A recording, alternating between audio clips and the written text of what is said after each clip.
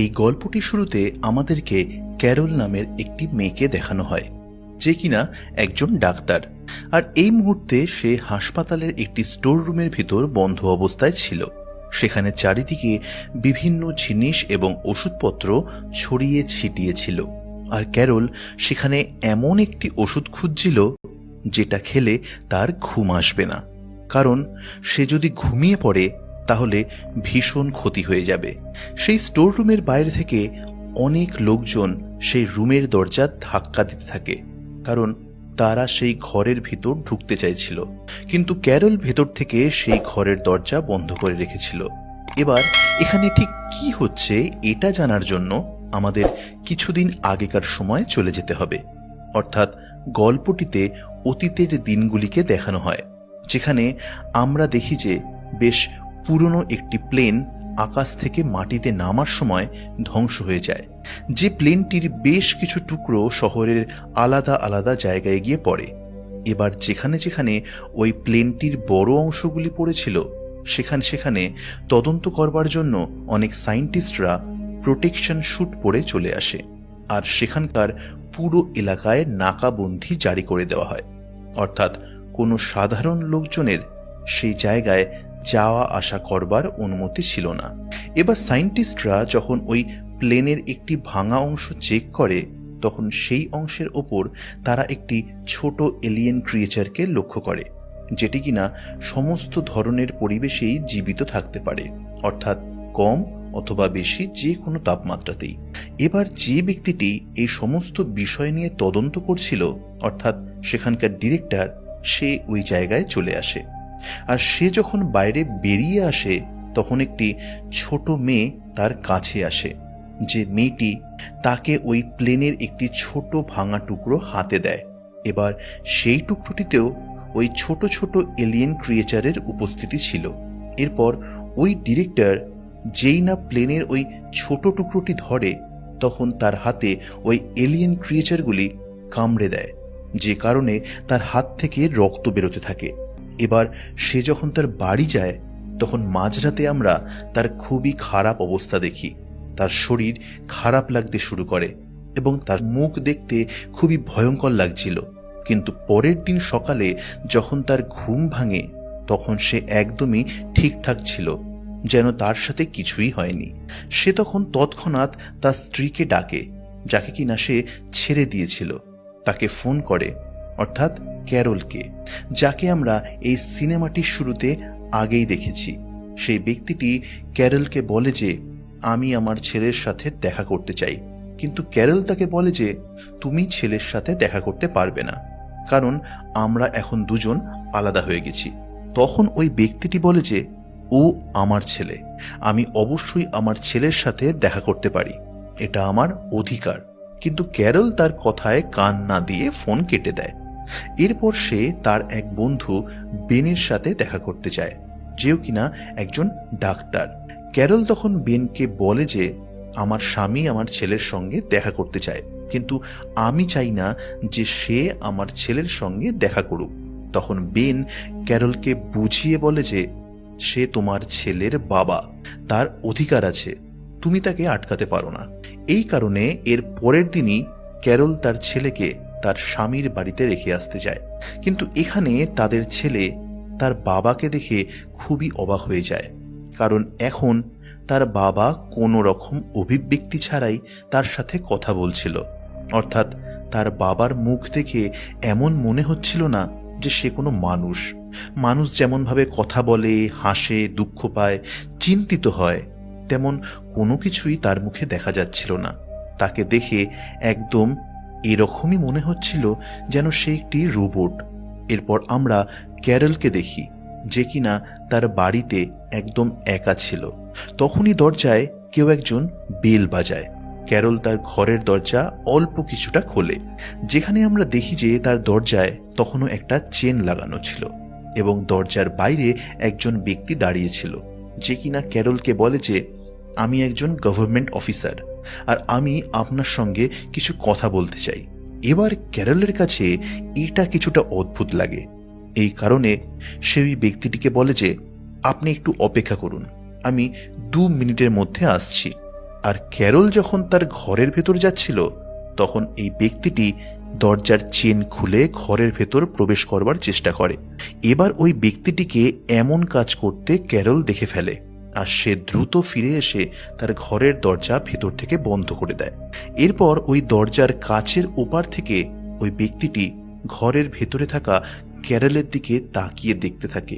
ওই ব্যক্তিটির মুখেও কোনো ধরনের এক্সপ্রেশন বা অভিব্যক্তি ছিল না।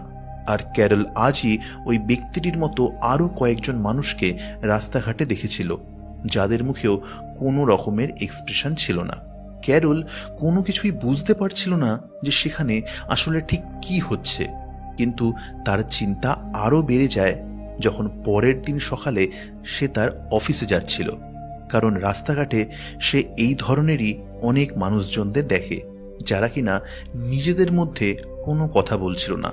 মনে হচ্ছিল তারা ভূতের মতো দাঁড়িয়ে আছে। সেই সমস্ত মানুষগুলো একটানা কেবলমাত্র একই দিকে তাকিয়েছিল আর সামনের দিকে সোজা হাঁটছিল, অর্থাৎ তাদের মুখেও কোনো রকমের এক্সপ্রেশন ছিল না। ওই মানুষগুলি না ছিল দুঃখী, না ছিল আনন্দিত, না ছিল কোনো রকম চিন্তিত, না তারা কাঁদছিল। এবার অফিস যাওয়ার পর ক্যারল এই ব্যাপারে ইন্টারনেটে সার্চ করে। আগে হ্যাঁ, মোটামুটি 2 লাখ মানুষ ইন্টারনেটে এই ধরনেরই কথা লিখেছিল যে তারা আমাদের নিজের, তারা এখন আগেকার মতো নেই, তাদের দেখতে এবং অন্যান্য সবকিছুই পুরোপুরি বদলে গেছে। এই সমস্ত কিছু দেখে চিন্তিত হয়ে ক্যারল তার বন্ধু বেনের সঙ্গে দেখা করতে যায়। সেখানে অন্য একজন ডাক্তারও উপস্থিত ছিল। যে ডাক্তারটি বলে যে যেই প্লেনটি ধ্বংস হয়ে মাটিতে ভেঙে পড়েছিল সেই প্লেনটিতে প্রচুর সংখ্যক এলিয়েন ক্রিয়েচার্সদের খুঁজে পাওয়া গিয়েছে, আর এখন যা কিছু ঘটছে সেই সমস্ত কিছুই ওই এলিয়েন ক্রিয়েচারগুলির জন্য হচ্ছে। কেননা সেই এলিয়েন ক্রিয়েচার্স মানুষের শরীরের ভেতর প্রবেশ করে প্রথমে সেই মানুষটির ব্রেনকে নিজের কন্ট্রোলে নিয়ে নেয়, আর তারপর মানুষটির পুরো শরীরকে তার নিজের মতো করে চালনা করে। আর যে সমস্ত মানুষেরা এই এলিয়েন ক্রিয়েচারের শিকার হচ্ছে তারাই এই রকম আচরণ করছে, অর্থাৎ সেই মানুষের মধ্যে না থাকে কোনো আবেগ আর না থাকে কোনো সৌন্দর্য। এই সমস্ত কথা জানবার পর ক্যারল চিন্তিত হয়ে পড়ে। এই কারণে তৎক্ষণাৎ সে তার ছেলেকে নিয়ে আসবার জন্য তার স্বামীর বাড়ি যায়।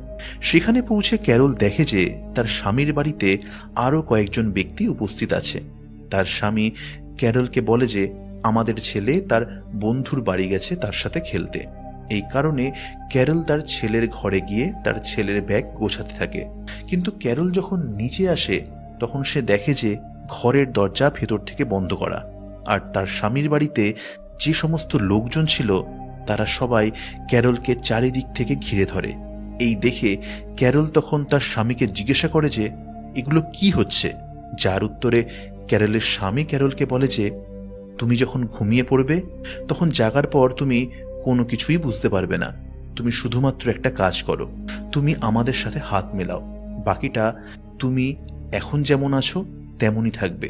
তোমার মন, মস্তিষ্ক, আবেগ, সৌন্দর্য এখন যেমন আছে তেমনই থাকবে, আমাদের মতো বদলে যাবে না। এবার এই সমস্ত কথা শুনবার পর ক্যারল বুঝে যায় যে তার স্বামীও এখন ওই এলিয়েন ক্রিয়েচার্সের শিকার হয়েছে। ক্যারল খুব ভয় পেয়ে যায় আর সেখান থেকে পালানোর চেষ্টা করে, কিন্তু ক্যারলের স্বামী ক্যারলকে ধরে ফেলে আর ক্যারলের মুখের ওপর সবুজ রঙের বমি করে দেয়।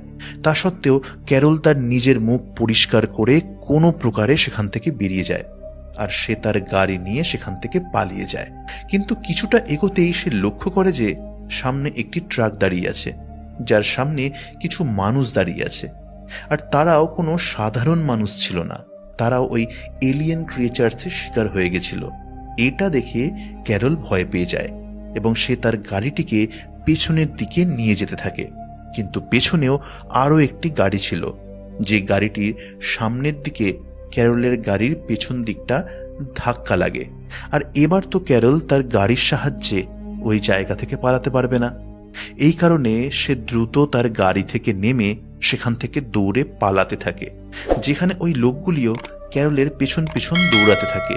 ক্যারল দৌড়াতে দৌড়াতে একটি ট্রেনে উঠে পড়ে আর দেখে যে ওই ট্রেনে বসে থাকা কারোর মুখেই মানুষের মতো কোনো ভাব ছিল না। অর্থাৎ তারাও ওই এলিয়েন ক্রিয়েচার্সের শিকার ছিল। ক্যারল কোনো কিছুই বুঝতে পারছিল না যে সে কি করবে। ঠিক তখনই ক্যারলের ফোনে তার ছেলের ভিডিও কল আসে। সে ক্যারলকে বলে যে বাবা আমাকে কোনো একটা জায়গায় নিয়ে এসেছে, আমি বুঝতে পারছি না যে আমি এখন কোথায়, কিন্তু আমার খুব ভয় করছে। এটা জানার পর ক্যারল চিন্তিত হয়ে পড়ে। সে তখন কেঁদেই ফেলবে। ঠিক সেই সময় ক্যারলের সামনে বসে থাকা একটি ছেলে তাকে বলে যে একদম চুপ করে থাকো, চিন্তা করো না, একটুও কাঁদবে না। অর্থাৎ তোমার কোনো আবেগ দেখানো উচিত নয়, না হলে ওরা তোমায় চিনে ফেলবে আর তোমার ওপর হামলা করে তোমাকে ওদের মতোই বানিয়ে দেবে। এরপর ক্যারলও একদম চুপ হয়ে যায়। সেও ওই ট্রেনে বসে থাকা লোকেদের মতো একদম রোবটের মতো হয়ে বসে থাকে। কিন্তু তখনই সেখানে আরও কিছু লোকজন আসে যারা কিনা এলিয়েন ক্রিয়েচার্সের শিকার ছিল, আর তারা ওই ট্রেনে বসে থাকা একের পর এক মানুষকে তাদের মতোই বানিয়ে দিতে থাকে। এবার ট্রেনে উপস্থিত এক মহিলা যখন ওই লোকগুলিকে দেখে, তখন ওই মহিলাটি রেগে গিয়ে তাদের ধাক্কা দিয়ে তাদের ওপর চিৎকার করতে থাকে। এই কারণে সেখানে তখন চারিদিকে হুড়োহুড়ি লেগে যায়। এরপর সেখানে উপস্থিত সবাই সেই ট্রেনের শেষের দিকের কামরায় চলে যায়। কিন্তু এলিয়েন ক্রিয়েচার্সের শিকার হওয়া লোকেরা তাদের ওপর হামলা করে ট্রেনে উপস্থিত সবাইকেও তাদের মতো বানিয়ে দেয়। শুধুমাত্র ক্যারল সেখানে বেঁচে যায়, যে কিনা কোনো ক্রমে সেখান থেকে পালিয়ে রক্ষা পায়। এবার যখন ক্যারল স্টেশন থেকে বাইরে বেরোচ্ছিল, তখন সে তার আশেপাশেও ওই অদ্ভুত ধরনের লোকেদের দেখতে পায়। তাই ক্যারলও তখন ওই লোকগুলির মতো করে হাঁটতে থাকে, একদম কোনো রোবটের মতো। এখানে এটা দেখানো হয় যে যেই সমস্ত মানুষদের মধ্যে কোনো প্রকার আবেগের চিহ্ন আছে, অর্থাৎ যদি কেউ হাসছে, কাঁদছে অথবা চিন্তা করছে, তাহলে পুলিশ সেই সমস্ত মানুষদের ধরে তাদের সঙ্গে নিয়ে যাচ্ছে, কারণ পুলিশও এখন ওই এলিয়েন ক্রিয়েচার্সের শিকার হয়ে গেছে। এবার ক্যারল এখানে ঘামতে শুরু করে। ঠিক তখনই একজন পুলিশের লোক ক্যারলের কাছে গিয়ে তাকে বলে যে আপনার কপালে ঘাম হচ্ছে, ওরা আপনাকে চিনে ফেলবে, তাই এখান থেকে আপনার চলে যাওয়া উচিত। কেননা ওই পুলিশের লোকটিও আসলে এখনো পর্যন্ত স্বাভাবিক ছিল, সেও তখনও পর্যন্ত এলিয়েন ক্রিয়েচার্সের শিকার হয়নি। সে শুধুমাত্র এমন অভিনয় করছিল যাতে মনে হয় সেও যেন ওই এলিয়েন ক্রিয়েচার্সের দ্বারা ইনফেক্টেড, অর্থাৎ ওই এলিয়েন ক্রিয়েচার্সের শিকার। এরপর ক্যারল তার বাড়ি ফিরে আসে আর সে তার ছেলেকে ডাকতে থাকে, কিন্তু তার ছেলে সেখানে ছিল না। ক্যারল এরপর বেনের সঙ্গে ওই ডাক্তারের কাছে যায়। সেখানে ওই ডাক্তারটি ক্যারলদের বলে যে এটা আসলে এক ধরনের ভাইরাস, যে ভাইরাসটি একজন মানুষের থেকে অন্য মানুষের মধ্যে চলে যায়। যদি কোনো মানুষের শরীরের মধ্যে এই ভাইরাসটি প্রবেশ করে আর সেই মানুষটি যদি ঘুমিয়ে পড়ে, তাহলে এই ভাইরাসটি ওই মানুষের ব্রেনকে নিয়ন্ত্রণ করে পুরো শরীরে ছড়িয়ে পড়বে, যার ফলে ওই মানুষটি এই ভাইরাসের শিকার হবে। অর্থাৎ এই ভাইরাসটি মানুষের শরীরে প্রবেশ করে ততক্ষণ পর্যন্ত কার্যকর হয় না যতক্ষণ ওই মানুষটি ঘুমিয়ে না পড়ে। এবার তারা সিদ্ধান্ত নেয় যে তারা একে অপরের দিকে লক্ষ্য রাখবে যে তাদের মধ্যে কেউ যেন না ঘুমিয়ে পড়ে। এরপর ওই ডাক্তারটি বলে যে এখান থেকে ৮০ কিলোমিটার দূরে একটি ল্যাব আছে, আমরা যদি সেখানে পৌঁছাতে পারি তাহলে আমাদের চিকিৎসা সম্ভব। কিন্তু ক্যারল এতে রাজি হয় না আর বলে যে আমি আমার ছেলেকে ছাড়া কোথাও যাব না। তারা এবার নিজেদের মধ্যে কথাই বলছিল, এমন সময় ঠিক তখনই সেখানে কিছু লোক এসে পড়ে যারা কিনা ওই ভাইরাসের শিকার, এবং তারা পুরো বাড়ির তল্লাশি নিতে শুরু করে। ঠিক তখনই এই সুযোগে ক্যারলরা ৪ জন চুপি চুপি সেখান থেকে বেরিয়ে যায়। বাইরে গিয়ে তারা একদম ওই লোকগুলির মতোই দাঁড়িয়ে থাকে। তখনই ক্যারল দেখে যে পুলিশ একজন মহিলাকে ধরে নিয়ে যাচ্ছে। মহিলাটি চিৎকার করছিল, যে কিনা ক্যারলেরই পেশেন্ট ছিল। সেই মহিলাটি বারবার বলছিল যে আমি ঘুমিয়ে পড়েছিলাম, আমার কোনো কিছুই মনে নেই। এটা শোনার পর ক্যারলের মাথায় একটা প্রশ্ন আসে যে যদি ওই মহিলাটি ঘুমিয়ে পড়েছিল তাহলে সে ওই ভাইরাসের শিকার কেন হলো না? এরপর সেই ডাক্তাররা যারা কিনা ক্যারলের সাথে ছিল তারা ল্যাবের উদ্দেশ্যে বেরিয়ে পড়ে। অন্যদিকে ক্যারল তার বন্ধু বেনের সঙ্গে নিজের ছেলেকে খুঁজতে বেরিয়ে পড়ে। এবার ক্যারল বেনকেও ওই একই কথা বলেছে যেটা কিনা তার মাথায় চলছিল যে ওই মহিলাটি আমার পেশেন্ট, যদি সে ঘুমিয়ে পড়েছিল তাহলে সে এখনো পর্যন্ত কিভাবে জীবিত আছে, সে ওই ভাইরাসের শিকার কেন হয়নি। এরপর ক্যারল সিদ্ধান্ত নেয় যে সে ওই মহিলাটির মেডিকেল রিপোর্টগুলিকে চেক করবে। আর ক্যারল যখন ওই মহিলাটির মেডিকেল রিপোর্ট দেখে তখন এটা জানা যায় যে মহিলাটির মাথায় একটি রোগ আছে, যেটা চিকেন পক্সের পরে হয়। এই রোগটি মানুষের মস্তিষ্কের একটি ছোট অংশকে প্রভাবিত করে। এই কারণেই ঘুমানোর পরেও ওই মহিলাটি এই ভাইরাসের শিকার হয়নি। কিন্তু এই রোগটি সব মানুষের হয় না, শুধুমাত্র সেই সমস্ত মানুষদেরই হয় যাদের কোনো সময় চিকেন পক্স হয়েছিল। তখন এই কথা শুনে ক্যারল বলে যে আমার ছেলেরও চিকেন পক্স হয়েছিল, আর পরে যখন আমরা ওর টেস্ট করাই তখন আমার ছেলেরও এই রোগটা হয়েছিল। এর মানে হলো আমার ছেলেও এই ভাইরাসের শিকার হবে না। এই ভাইরাসের হাত থেকে আমার ছেলে পুরোপুরি সুরক্ষিত। আর এই জন্যই আমার ছেলে আমাকে বারবার ফোন করছে, কারণ ও তো সুস্থই আছে। বেন এবার তার ওই ডাক্তারকে ফোন করে যে কিনা ল্যাবের উদ্দেশ্যে গিয়েছিল, আর সেই ডাক্তারটি ল্যাবে পৌঁছেও গিয়েছিল। বেন ওই ডাক্তারকে বলে যে আমরা যে মহিলাটিকে দেখেছিলাম যে কিনা চিৎকার করছিল, সে ঘুমানোর পরেও ওই ভাইরাসের শিকার হয়নি, কারণ তারও ওই মস্তিষ্কের রোগটি আছে। যে কথা শুনে তৎক্ষণাৎ ওই ডাক্তারটি বলে যে হ্যাঁ হ্যাঁ, আমি বুঝতে পেরেছি যে তুমি কি বলতে চাইছো। এটাই বলতে চাইছো তো যে আমি ওই ভাইরাসের সমাধান অর্থাৎ অ্যান্টিভাইরাস তৈরি করি। কিন্তু এর জন্য আমাদের ওই মহিলাটির রক্ত এবং ডিএনএ প্রয়োজন। মহিলাটি কি এখনো পর্যন্ত জীবিত আছে? বেন তখন বলে যে আমাদের ওই মহিলাটির প্রয়োজন নেই। আসলে ক্যারলের ছেলেরও মস্তিষ্কের ওই রোগটি আছে, আর আমরা যদি ওই বাচ্চাটিকে নিয়ে আসি তাহলে অ্যান্টিভাইরাসের ভ্যাকসিন তৈরি করা যেতে পারে। ঠিক তখনই ক্যারলের ফোনে তার ছেলের মেসেজ আসে, যেখানে তার ছেলে লেখে যে বাবা মাকে ঠাকুমার বাড়িতে নিয়ে এসেছে। তাই এবার ক্যারল জানতে পেরে যায় যে তার ছেলে এখন কোথায় আছে।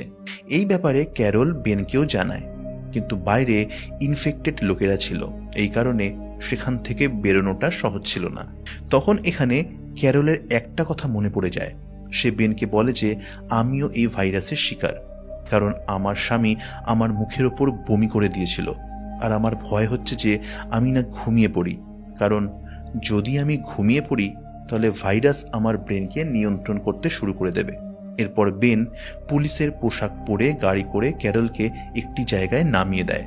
পুলিশের মনোযোগ অন্যদিকে ঘুরিয়ে দেওয়ার জন্য বেন খুব জোরে দৌড়ে পালাতে থাকে, যাতে সব পুলিশরা তার পিছনে আসে, আর এই সুযোগে ক্যারল সেখান থেকে বেরিয়ে যেতে পারে। এবার ক্যারলও ইনফেক্টেড লোকেদের মতো হেঁটে একটি ট্রেনে উঠে পড়ে। যেই ট্রেনে বসা সমস্ত যাত্রী ওই ভাইরাসের শিকার ছিল। তারা একদম শান্ত হয়ে বসেছিল। ক্যারল সোজা একটি ওয়াশরুমে ঢুকে যায়, আর যখন সে ওয়াশরুম থেকে বেরোয় তখন সেখানে তার ছেলের এক বন্ধু দাঁড়িয়েছিল। সেই ছেলেটি ক্যারলকে বলে যে এখন আমার পরিবারের কেউ বেঁচে নেই। ক্যারল এরপর সেই ছেলেটিকে সাথে করে নিয়ে ওই ট্রেন থেকে নেমে পড়ে। তখন সেখানে সামনে ক্যারলের স্বামী দাঁড়িয়েছিল, যে কিনা ক্যারলকে নিয়ে তার নিজের মায়ের বাড়িতে আসে। কিন্তু সেখানে ক্যারলের মাও ইনফেক্টেড ছিল। এবার তারা সবাই একসাথে বসে খাবার খাচ্ছিল, কিন্তু কেউ এটা বুঝতে পারে না যে ক্যারল ইনফেক্টেড নয়, কারণ ক্যারল সমস্ত কিছুই তাদের মতো করে করছিল। এরই মাঝে ক্যারলের ফোনে তার ছেলের কল আসে। ক্যারল খুব সাবধানে তার ছেলের সাথে কথা বলে, যাতে না ক্যারলের ওপর কারো সন্দেহ হয়। এখানে ফোনে কথায় কথায় ক্যারল জেনেই ফেলে যে তার ছেলে আসলে এখন কোথায় আছে। সে দ্রুত তার ছেলের কাছে পৌঁছে যায়, আর মা ও ছেলে দুজন দুজনকে তখন জড়িয়ে ধরে।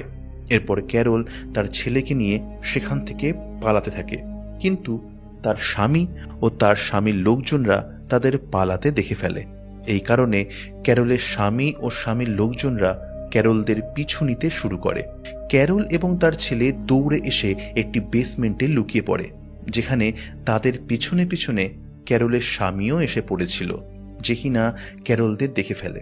ক্যারলের স্বামী তার নিজের ছেলেকেই ধরে মেরে ফেলবার চেষ্টা করে, কারণ এখন তার স্বামীর ভেতর কোনো প্রকারের আবেগ ছিল না যে এটা আমার ছেলে। কিন্তু তার স্বামী তার ছেলেকে মেরে ফেলবার আগেই ক্যারল পেছন থেকে তার স্বামীর মাথায় রড দিয়ে আঘাত করে তাকে প্রাণে মেরে ফেলে। এরপর ক্যারল তার ছেলেকে নিয়ে একটি হাসপাতালে স্টোরে চলে আসে, যেখানে প্রচুর ওষুধপত্র ছিল। ক্যারল তখন সেখানে রাখা একটি ওষুধ ইঞ্জেকশন সিরিঞ্জে নিয়ে সেই ইঞ্জেকশন সিরিঞ্জটা তার ছেলেকে দেয় আর বলে যে যদি আমি ঘুমিয়ে পড়ি তাহলে এই ইঞ্জেকশনটা আমার হার্টে লাগিয়ে দেবে। এরপর ক্যারলের কাছে বেনের কল আসে। ক্যারল বেনকে বলে যে আমার ছেলে আমার সাথেই আছে আর আমরা এখন একটা হাসপাতালে স্টোরে আছি। বেন তখন বলে যে ঠিক আছে, খুব তাড়াতাড়ি আমিও ওখানে পৌঁছে যাব। এবার ক্যারলের খুব ঘুম পাচ্ছিল, কিন্তু সে ঘুমোতে চাইছিল না, কারণ ঘুম থেকে যখন সে উঠবে তখন সেও ইনফেক্টেড হয়ে যাবে।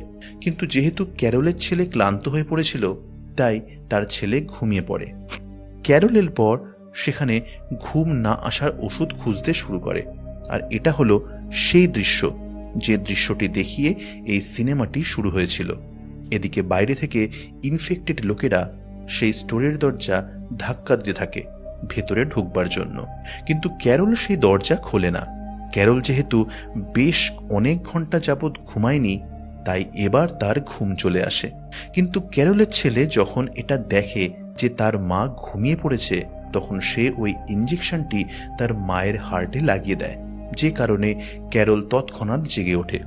অর্থাৎ ক্যারল পুরোপুরিভাবে ঘুমায়নি। তখন সেখানে বেনও পৌঁছে যায়, যাকে দেখে ক্যারল খুব খুশি হয় আর সে বেনকে জড়িয়ে ধরে।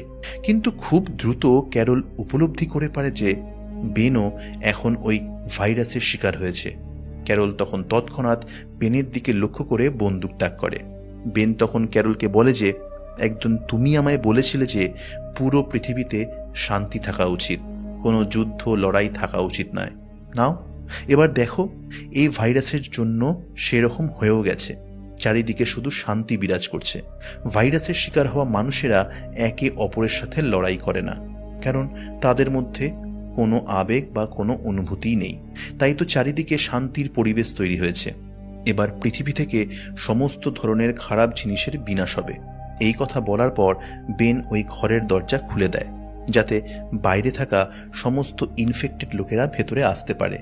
এবার ক্যারল কাঁদতে কাঁদতে বলে যে আমি নয় ভাইরাসের শিকার হয়ে যাব, কিন্তু আমার ছেলের মতো মানুষদের কি হবে? বেন বলে যে যারা এই ভাইরাসের শিকার হবে না, আমাদের দুনিয়ায় তাদের কোনো স্থান নেই। এরপর ওই সমস্ত ইনফেক্টেড লোকেরা ক্যারলের ছেলেকে মেরে ফেলার জন্য এগোতে থাকে। ক্যারল ওই লোকগুলির ওপর গুলি চালিয়ে সবাইকে মেরে ফেলে। এর পাশাপাশি ক্যারল বেনকেও গুলি করে তাকে আহত করে এবং সে তার নিজের ছেলেকে নিয়ে সেখান থেকে বেরিয়ে যায় আর গাড়িতে করে সেখান থেকে পালিয়ে যায়। কিন্তু এবার অনেকগুলি গাড়ি ক্যারলদের গাড়ির পিছু করতে থাকে, কারণ সবাই ক্যারলদের মেরে ফেলতে চাইছিল। ঠিক তখন একটি গাড়ি এসে ক্যারলদের গাড়ির সঙ্গে ধাক্কা মারে আর অ্যাক্সিডেন্ট হওয়ার কারণে ক্যারল তখনই অজ্ঞান হয়ে যায়। এবার ভাইরাসের শিকার হওয়া মানুষেরা ক্যারলদের গাড়িটিকে চারদিক দিয়ে ঘিরে ফেলেছিল, কিন্তু সেই লোকেরা ক্যারলদের গাড়ির জানলার কাচ ভেঙে ফেলবার আগেই ক্যারলের জ্ঞান ফিরে আসে আর আবারও সে গাড়ি চালাতে শুরু করে। ঠিক তখনই ক্যারলের কাছে ওই ডাক্তারটির ফোন আসে, যে কিনা তখন ল্যাবে ছিল। সে ক্যারলদের বলে যে ভ্যাকসিন তৈরি করবার জন্য তোমার ছেলেকে আমাদের প্রয়োজন, তুমি এখন কোথায় আছো? তাই ক্যারল তখন ওই ডাক্তারকে বলে দেয় যে সে এখন কোথায় আছে। এর কিছুক্ষণ পরেই হেলিকপ্টার করে ওই ডাক্তারটিও সেখানে চলে আসে আর ক্যারলকে ওই বিল্ডিংয়ের ছাদে আসবার জন্য বলে। তখন ক্যারল লিফটের মাধ্যমে তার ছেলেকে নিয়ে ছাদের উদ্দেশ্যে যেতে থাকে, কিন্তু তখনও অনেক ইনফেক্টেড মানুষেরা ক্যারলরা ছাদ পর্যন্ত পৌঁছে যায়। তখন ক্যারলদের নিয়ে ওই ডাক্তার সেখান থেকে চলে যায়। এরপর তারা ক্যারলদের ছেলেকে ল্যাবে নিয়ে আসে। ক্যারলের ছেলে ডিএনএ এবং রক্তের সাহায্যে এই ভাইরাসের সমাধান অর্থাৎ ভ্যাকসিন তৈরি করা সম্ভব হয়। এরপর এক এক করে সমস্ত ইনফেক্টেড মানুষদের সুস্থ করে তোলার কাজ শুরু হয় এবং কিছু সময় পর সমস্ত মানুষ সুস্থ হয়ে ওঠে। সেই মানুষগুলির কোনো কথাই মনে ছিল না যে তারা যখন ইনফেক্টেড হয়েছিল তখন তারা কি কি কাজ করেছিল, অর্থাৎ পুরনো কোনো কথাই তাদের মনে ছিল না। এই মানুষগুলির মধ্যে বেনও ছিল, যে ক্যারলের সাথে বিয়ে করে। সেখানে ক্যারলের ছেলের সেই বন্ধুটিও ছিল, যে কিনা এখন ক্যারলদের সাথেই থাকছিল, কারণ সেই ছেলেটির পরিবারের সবাই মারা গিয়েছিল। এই নতুন জীবনে সবাই একসাথে খুব আনন্দে ছিল। আর এরই সাথে এই সিনেমাটি এখানে শেষ হয়ে যায়।